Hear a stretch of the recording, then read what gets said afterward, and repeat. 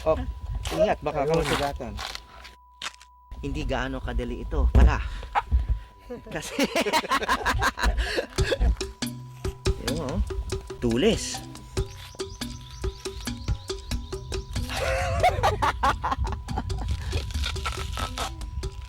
Okay. Oh, medyo burara lang, ano.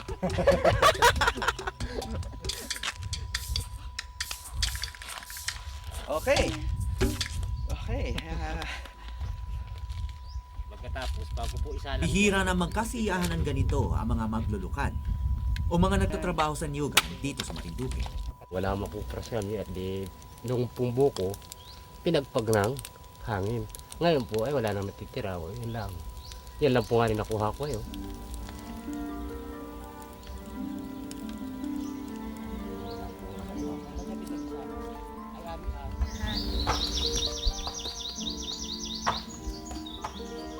Dalawang magkasunod na bagyo ang sumira sa mga Niyugan kamakailan.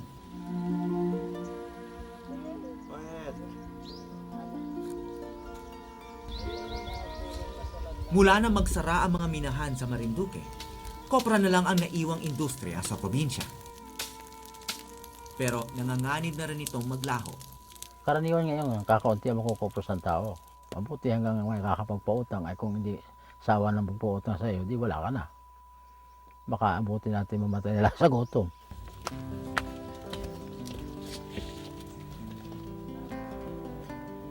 Magtatanim na lang daw sila ng makakain araw-araw sa pagitan ng mga nasirang niyog.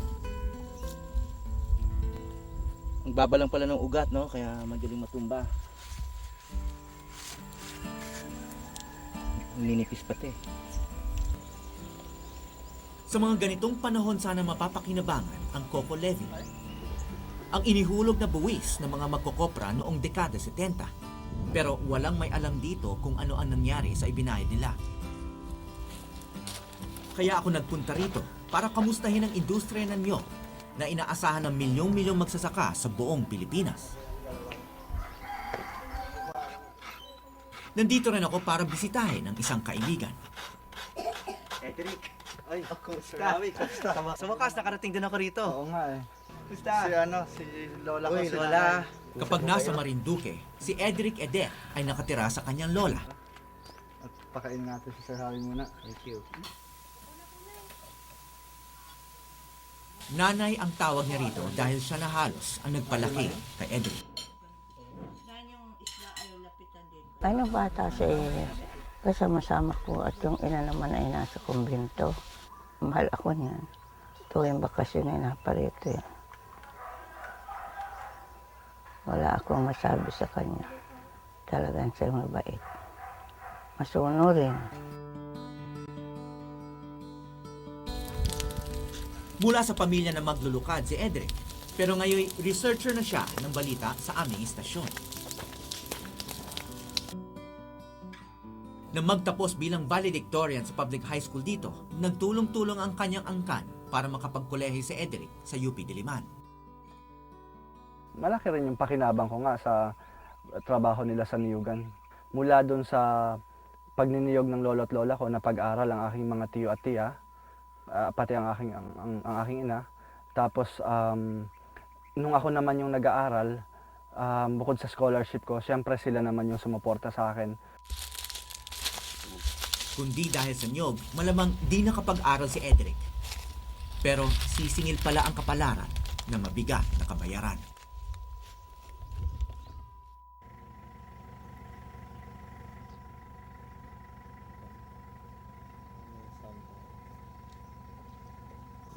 Korteng puso raw ang isla ng Marinduque.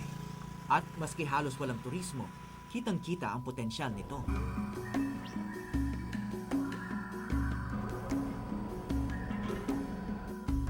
Noong 1995, binaybay ng nanay ni Edric ang dagat na ito para ihatid ang pangmatrikula niya sa kolehiyo. Kahit sabihing mura ang tuition para sa mga kagaya namin na galing dito sa probinsya, kailangan mo pa rin maglabas ng pera sa paunang bayad doon sa tuition at iba pang gastusin sa universidad. So, kailangan niyang bumalik dito para kumuha ng pambayad, ng panggastos. So, yung birthday ng lolo ko. Sa pagtupad ng pangarap para sa anak, lahat yata ng ina handang ibuwis ang sarili nilang buhay. Nabalitaan ko na sa radyo umagang-umaga pa lang. Mahilig kasi ako makinig sa AM radio noon. Na may lumubog ng barko dito sa pagitan ng Marinduque at Lucena.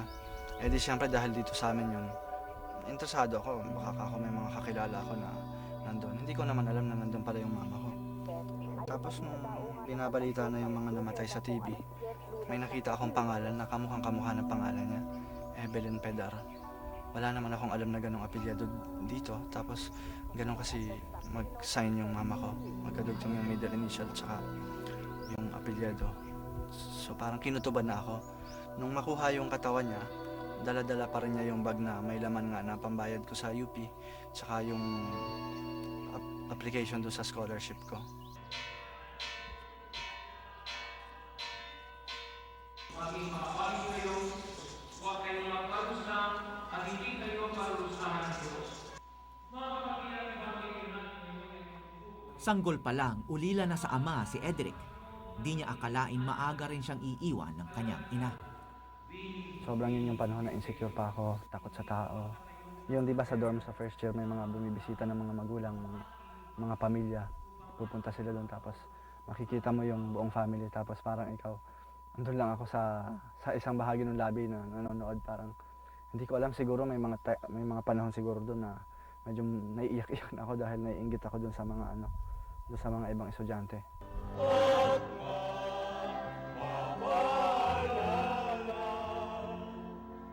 Ang inakalungkot ko na kakaawa naman siya doon sa dormitoryo, nag-aisa, walang kalamay. Naampunan din. Malungkot ang naging buhay ng batang. Makalipas ang 3 taon, pumanaw naman ang lolo ni Edric. Kaya si Lola Matilde na lang ang kanyang naging karaman.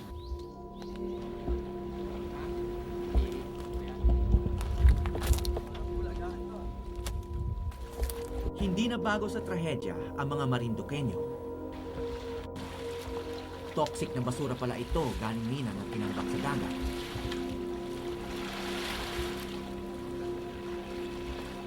Yung tinatawag nila na basura galing sa mina. Yung pinagkuhanan na ng tanso. Galing. Nalaso ng karagatan, kaya delikado na raw kainin ang isda. Ngayon, ang industriya ng paglulukad naman ang tila naghihingalo.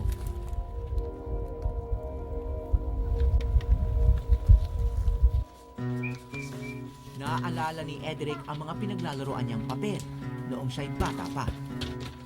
Doon ko naalala nga yung kinukwento ko sa inyo na mga Coco Levy receipts, mga resibo na akala ko noon mga pira-pirasong papel lang na parang mukhang pera. Pera-perahan, ginawa ko siyang laruan nung maliit pa ako. Hindi na halos naiintindihan ng mga taga rito ang ibig sabihin ng mga resibo. Batid naman ni Edric na ito ang katibayan na may karapatan sila sa mahigit na 50 bilyong pisong pondo ng Coco Levy. Saka ko nakita kung gaano ba to kahalaga, kung gaano to pinaghirapan ng mga lolo at lola ko at saka ng mga iba pang magsasaka sa niyog. Pamana siya ng mga matatandang magsasaka na dito sa mga bagong sa mga apo, anak nila na lalo na doon sa mga nagniniyog pa rin hanggang ngayon. Misteryo para sa marami, kasama na si Edric, kung saan napunta ang pondo.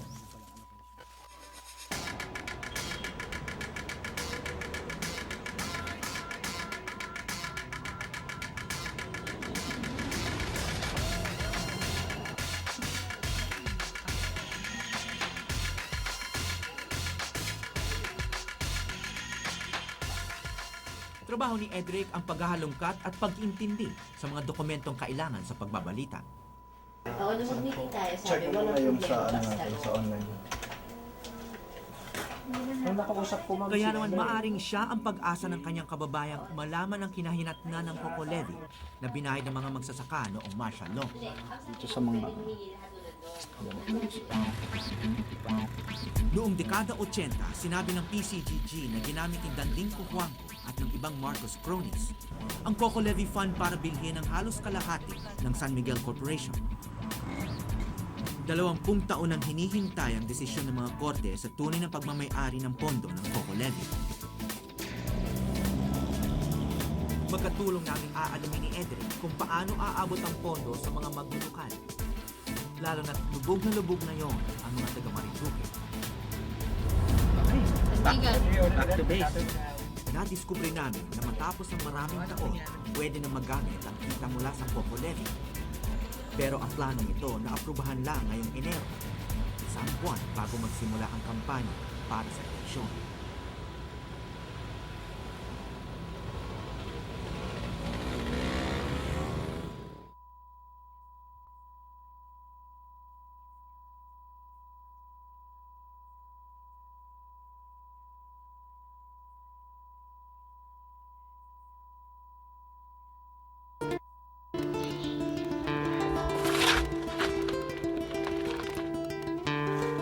Ilang buwan nang hindi napupuno ang mga bodega ng kopra dito sa Marinduque.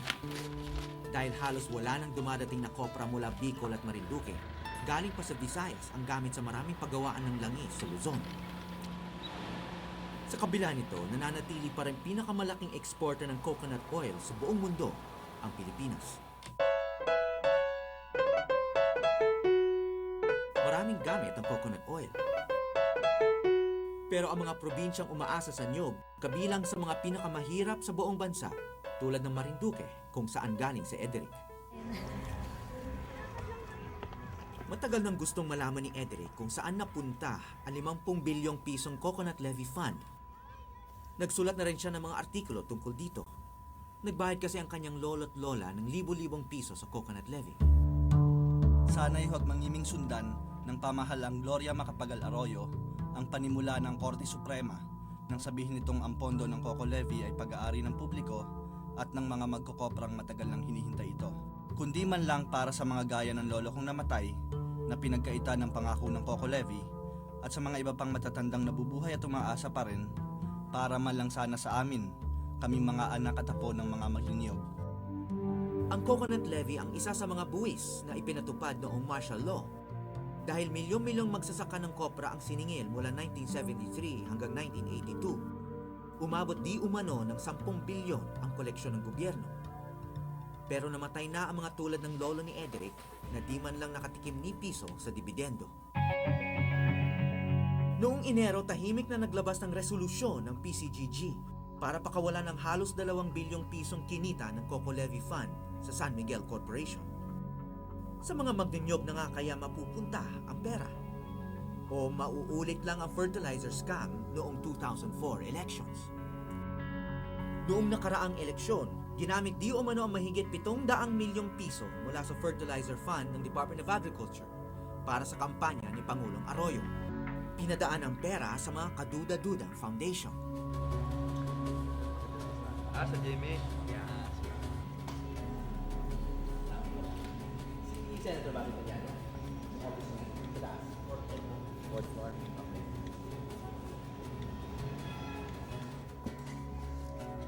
Your dad. Oh, he's okay. He just wrote a book. These are my colleagues. I want to introduce them first. Si Edric Eder is a researcher with GMA.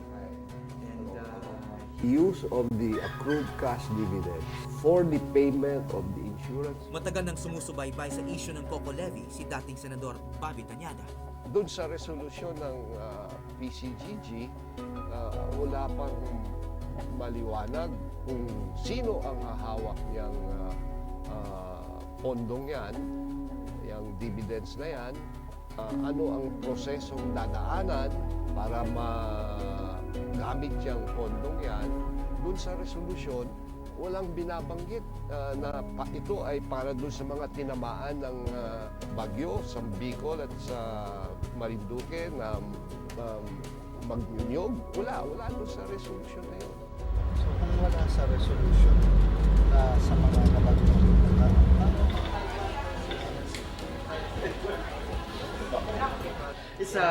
one of our researchers at GMA. Si Arthur Yap ay di pa kalihim ng agrikultura noong pumutok ang fertilizer scam. Ano naman yung pwede maging assurance na hindi ito maging katulad ng mga nakaraang eleksyon na nagkaroon ng mga malaking controversy tungkol sa funding? Ang iba sa programang ginagawa talaga ngayon ay lantarang pinag-uusapan. Talagang nag-uusap yung mga parties. At ang paggalaw rin namin, measured. Ako ang mananagot. Pati ang buong kabinete, ang Pangulo natin pwedeng ma-question dyan. Kung may pangamba, tanggalin yung pangamba, dun nga sa kasiguruhan, nagagamitin yung pondo sa tama. Yung dividendo po ng San Miguel Corporation ay pwede pong gamitin para sa coconut farmers for these various programs. Ang utos po ng Pangulo natin, unahin po yung typhoon-ravaged areas. So, wala kang nakikitang nangyayari sa Marinduque. Hindi po ibig sabihin na hindi po namin alam kung anong gagawin sa Marinduque. Umaga po. Yes, I remember you from the Senate. Ang PCGG ang nagbigay ng permiso sa Coconut Industry Investment Fund, isang government corporation na gamitin ng halos 2 bilyon. Personally, gusto kong makita siyempre yung assistance sa mga nasalanta ng bagyo. Okay. Tulong para Ito, yung assistance sa mga nasalanta ng bagyo, isa lang yan sa ating programa. In fact, kung ating pong titingnan yung kasaysayan nito, as early as 2001, nung ako administrator ng PCA, amin nang hinihiling to. Noong nakaraang Mayo pa raw pinipetisyon ng CIIF na gamitin ang pondo. Ayon kay Chairman Sabio, wala raw kinalaman sa eleksyon ang pag-release nila ng pondo nitong Enero. Alam ko rin po, mga sundalo lang kayo sa isang malaking army. Paano kung may general po na mag-utos sa inyo na ilagay nyo rito sa itong bayan na to? We are not exactly like soldiers na obey first, questions later. We have our mandate under the law and we will follow our mandate.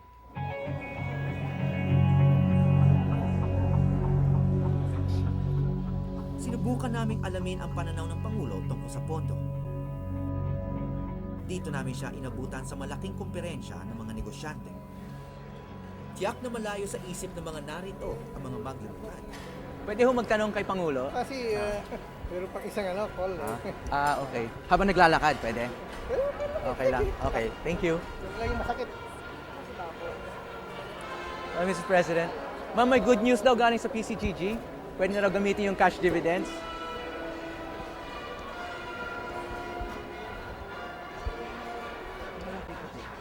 Mr. President, can I ask a couple of questions? Thank you.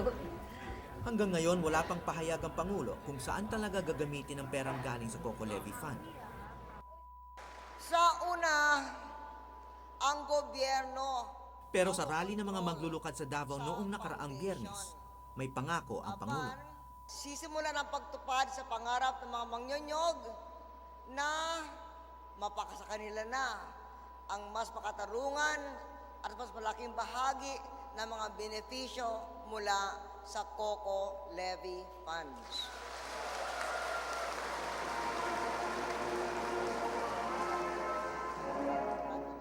Noong 2004, ang fertilizer funds ay nabulgar lang matapos ang eleksyon. Sa pagkakataong ito, dahil nadiskubre bago mag-eleksyon, ang mga balak sa pondo ng Coco Levy, hindi na siguro may sisikreto.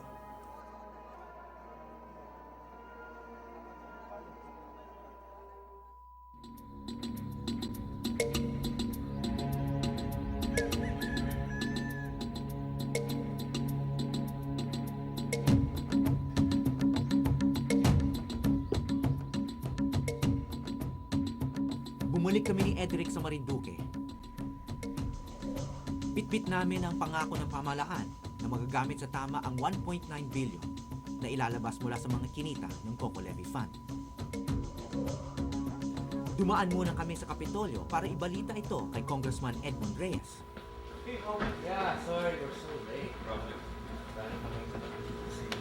You know, Edric, of course, my camera. Naabutan naming abala ang mga tao sa Disaster Operations Room. Included among the critical data was the coconut trees, no? 732,000 coconut trees ang severely damaged. Isa pala sa pinakamatinding na salanta ang Santa Cruz na bayan ni Edric. Talagang yung unang tinamaan bayan ni Edric. Never in the history of Marinduque na ganitong kalakas na bagyong dumaan. So, definitely lahat ng mga houses of light materials, halos wala ka nang makikitang nakatayo.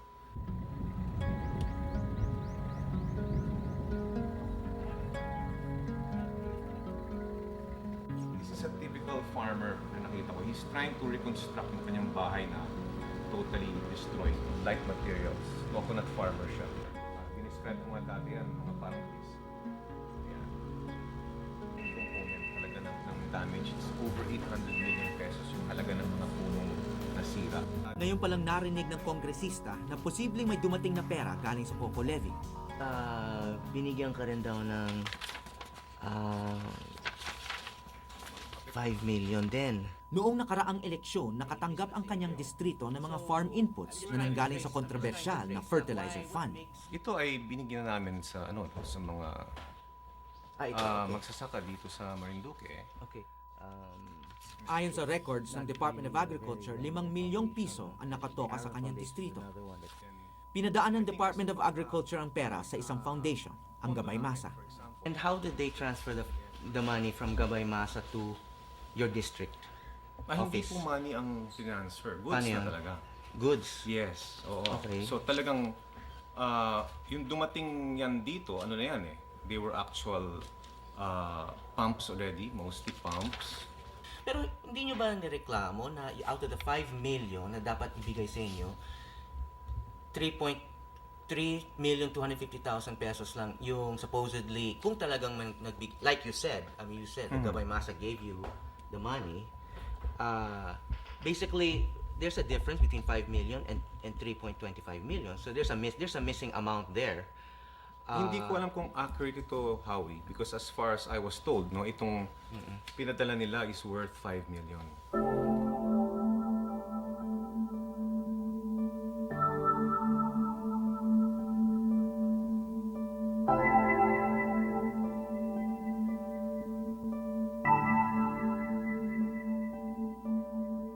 Tulad ng fertilizer fund, marami pa ang umiikot na tanong sa tunay na paggagamitan ng pondo ng Coco Levy.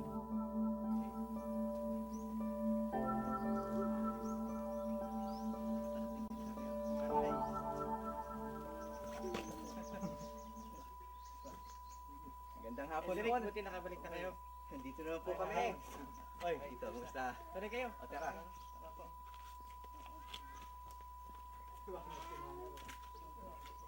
Hi, Derek. Nandito ka pala. Ay, kamusta po? Pasok po kayo din eh.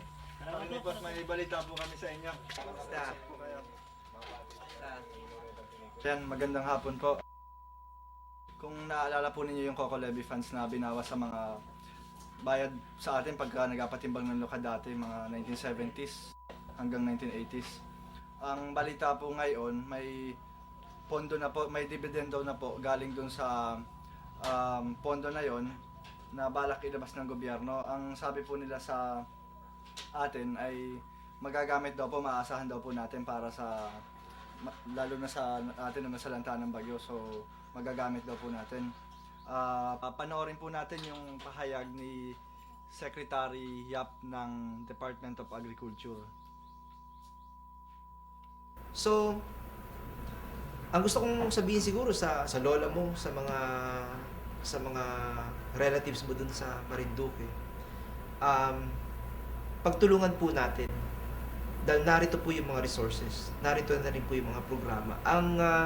Ang kailangan na lang po natin na siguro mabigyan ng pansin at ng solusyon kung paano po natin mai-implement yung programa na talagang kwentas klaras, klaro po sa lahat. Sa akin naman po, dapat naman sarang matupad dahil lang katulad namin nagahirap ay matulungan naman. Yun lang po. Kung ang kanilang pangako ay matutupad, tanggapin namin kung talaga ibibigay nila dito. Sa inyo yung tulong. Hirap na magtiwala ang ibang magsasaka. Baka wala pang kalahati maibigay sa amin sa mga taga rito. Ay ang dami-dami naman na ilabang. Sa mga politiko naman ang nag-asira na rin Sa halip na abigay sa mahihirap ay sila na rin ang nagkakamkamay. Kaya yun sana ho ang maganda kung maaari.